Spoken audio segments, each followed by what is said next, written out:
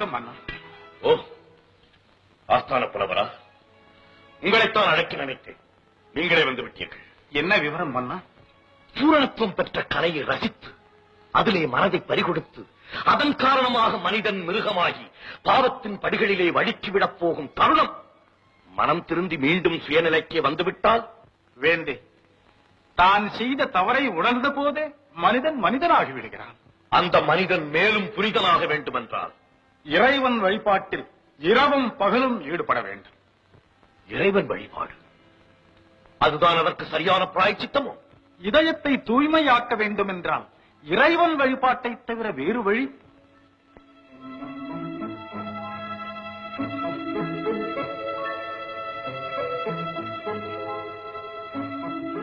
அங்கனமாயின் அந்த இறைவன் எங்கே இருக்கிறான்? எந்த திசையை நோக்கிக் கொண்டிருக்கிறான்? இப்போது என்ன செய்து கொண்டிருக்கிறான்? இந்த 3 கேள்விகளுக்கும் தாங்கள் சரியாக விளக்கம் கூறிவிட்டால் நான் தடையின்றி ஆண்டவன் வழிபாட்டில் ஈடுபட தயாராயிருக்கிறேன். வேந்தே, இது என்ன கேள்வி? இறைவன் எங்கும் இருக்கிறான்.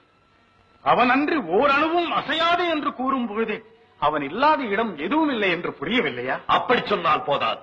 தெரியாத நெஞ்சத்தை தெரிய வைத்து புரியாத விஷயங்களை புரிய வைத்து சரியாக என் கேள்விக்கு விரிவாக விடைகளை சொல்ல வேண்டும்.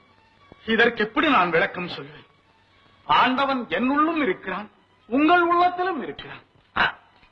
என் வினாவுக்கேற்ற விடையே அல்ல. ஆஸ்தான புலவருக்கே இதற்கு விளக்கம் சொல்ல தெரியவில்லை என்றால் என் அறியாமையை நான் எவரிடம் சென்று அகற்றிக் கொள்வது? மன்னா, பல்வேற்று தேவையில்லை. இன்று ஒரு பொழுது அவகாசம் தருகிறேன். நாளை காலை சபைக்கு வந்து என் கேள்விகளுக்கு விடை கூற வேண்டும். வேந்தே, வருகிறேன். தயவு செய்து சபையில் சந்திப்போம். ஒரு வார்த்தை. வணக்கம்.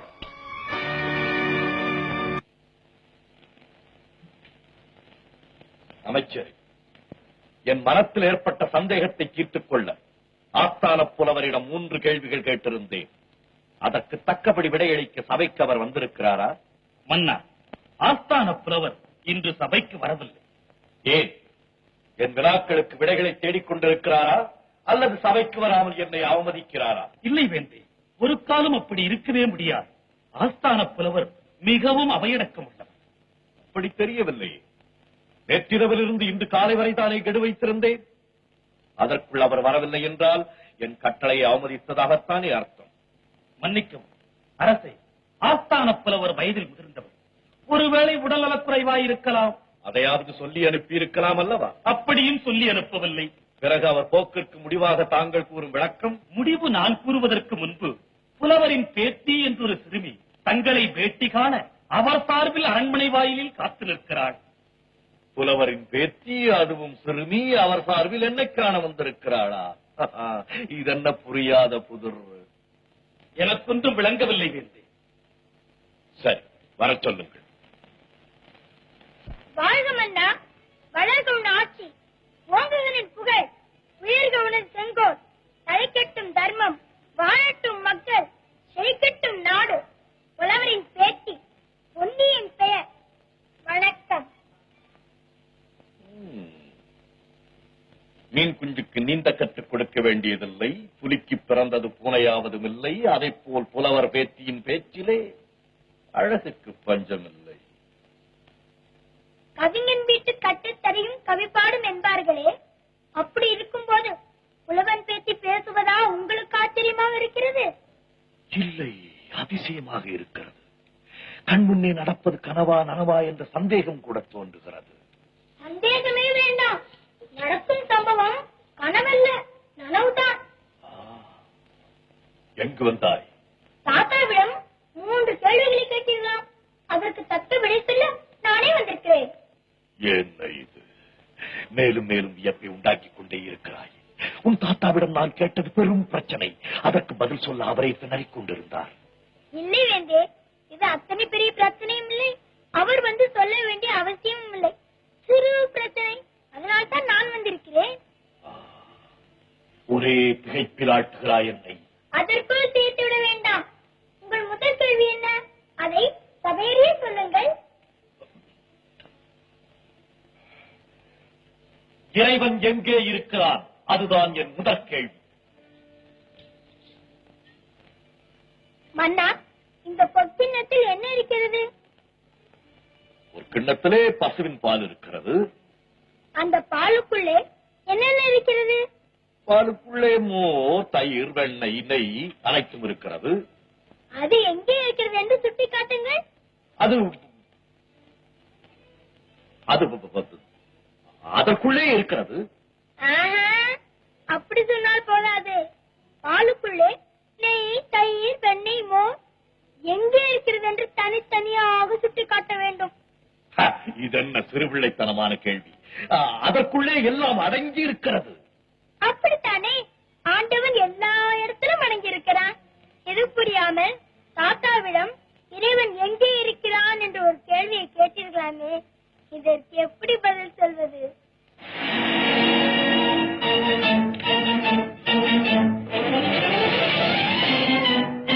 கண்முன்னே நிற்பது குழந்தையா அல்லது குழந்தை வடிவிலே வந்த பெண்குலத்தின் தெய்வமா, இல்லை தெய்வத்தின் நாடகமா, அந்த நாடகத்தின் தத்துவத்தை விளக்க வந்த நாமகளின் பாத்திரமா? அதற்குள் அவசியப்பட்டுவிட வேண்டாம். மன்னா, மன்னா, அடுத்த கேள்வியை கேட்கலாம். இறைவன் எந்த திசையை நோக்கிக் கொண்டிருக்கிறான் என்பதுதான் என்னுடைய இரண்டாவது கேள்வி. அம்மா, இது என்ன? தூங்கா விளக்கு. இந்த விளக்கிலே சுடர் விட்டுக் கொண்டிருப்பது என்ன? அணையா தீபம்.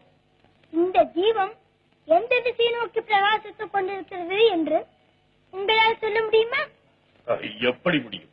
எரியும் விளக்கிலே இருக்கும் தீபம் நாற்புறம் ஒளிவிட்டு பிரகாசித்துக் கொண்டுதானே இருக்கும். அது எந்த திசையை நோக்கி பிரகாசிக்கிறது என்று கேட்டால் அதற்கு எப்படி பதில் கூற முடியும்? அப்படித்தானே, இறைவன் எல்லா திசைகளையும் நோக்கிக் கொண்டிருக்கிறார். இது புரியாமல் எந்த திசையை நோக்கிக் கொண்டிருக்கிறான் என்று கேட்டால் இதற்கு எப்படி பதில் சொல்வது? ஆண்டவா, அரசனை குழந்தையாக்கி குழந்தையை தெய்வமாக்கிக் கொண்டிருக்கிறாயே, இச்சிறு பெண்ணுள்ளிருந்து விடைகளை நீயே சொல்வது உண்மையானால் என்னுள்ளிருந்து வினாக்களை கேட்க வைத்ததும் நீதானே. இப்படியும் உனக்கு ஒரு விளையாட்டா? ஏண்டே, மூன்றாவது கேள்வியையும் கேட்டு விடுங்கள். அதற்குள் ஒரு முடிவிற்கு வரலாம். இல்லையம்மா, இனி நான் கேள்விகளை கேட்க மாட்டேன். அப்படி சொல்லாதீர்கள். அதற்கும் பதில் சொன்னால் தான் எனக்கு உறக்கம் வரும். உண்மைதான்.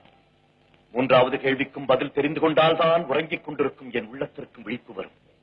அறியா சிறுமி போல வந்து பெரிய பெரிய தத்துவங்களை பேசிடும் அருள் வடிவே, இறைவன் என்ன செய்து கொண்டிருக்கிறான்?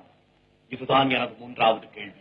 அரசே, இதற்கு நான் சரியான பதில் சொல்ல வேண்டும் என்றால் ஒரு நாளில் நான் மன்னனாகவும் நீங்கள் குடிமகனாகவும் இருக்க வேண்டும். சம்மதமா? புனிதனானே, காத்துக் கொண்டிருக்கிறது அரியாசனம். குலமகளே, கொலுவிருந்து என் குறை தீர்த்து விடு தாயே.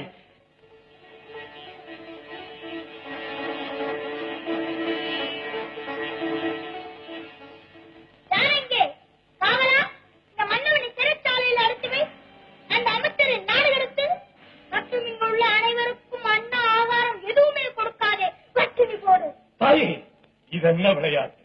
விளையாட்டல்ல வேண்டே, இதைத்தான் இறைவன் இப்போது செய்து கொண்டிருக்கிறான். என்னை மன்னனாக்கி உங்களை குடிமகனாக்கி இந்த ஒரு சில நாளில் ஆண்டவன் இப்படி ஒரு நாடகத்தை ஆடிக்கொண்டிருக்கிறான். இப்போது புரிந்தவன் இறைவன் என்ன செய்து கொண்டிருக்கிறான் என்று. தர்மத்தின் தலைமகளே, தாயாகி தந்தையாகி ஞானத்தின் குருவாகி தனிப்பெரும் தெய்வமாகி ஒதியாகி ஒளியாகி அனைத்தும் ஓர் உருவாகி என் அஞ்ஞானத்தை அகற்றிவிட்ட அருட்கடலே, உனது திருவடிகளில் என் புறம் தாழ்த்தி வணங்குகிறேன். அம்மா, என் அறியாமையை மன்னித்து விடு. இறைவன் எங்கு இருக்கிறான், எல்லா இடங்களிலும் நிறைந்திருக்கிறான் என்பதை அறியாமல் குழந்தைத்தனமாக கேள்விகளை கேட்டுவிட்டேன். அம்மா, அதற்கு குழந்தை வடிவிலேயே வந்து என் குறை தீர்த்து விட்டாய். கோமகளே, என் ஆணவத்தை வென்று விட்டாய். அம்மா, என் ஆணவத்தை வென்று விட்டாய். இனி ஆண்டவன் தொண்டே பெரும் தொண்டாக மதித்து இரவு பகல் அவனை பாடி பணிபுரிவதே வேலையாக கொள்வேன். பரம்பொருளே, நோக்கும் இடமெங்கும் நீ இயன்றி வேறுள்ள என நீக்கமரத் தெரிந்து கொண்டேன். மாறுபடும் சொல்லெல்லாம் புகுந்து பார்த்தால் உன் விளையாட்டின்றி வேறுபடும் கருத்தொன்றில்லை. வேதத்தின் நாயகா, எனக்கு ஆசி கூறு. இறைவா, என்னை உன் திருவருட் செல்வனாக மாற்று. புலவரே. மன்னா, இப்பொழுது தங்கள் மனம் ஒரு பக்குவத்திற்கு வந்திருக்கும் என்று நினைக்கிறேன். உண்மை. இறைவன் என்னுள்ளும் இருக்கிறான், உங்கள் இதயத்திலும் இருக்கிறான் என்பதை தெளிவாக புரிந்து கொண்டேன். இனி உங்கள் கட்டளைப்படி ஆண்டவன் தொண்டையை பெரிதென நினைத்து வழிபடுவேன். ஆசி கூறுங்கள்.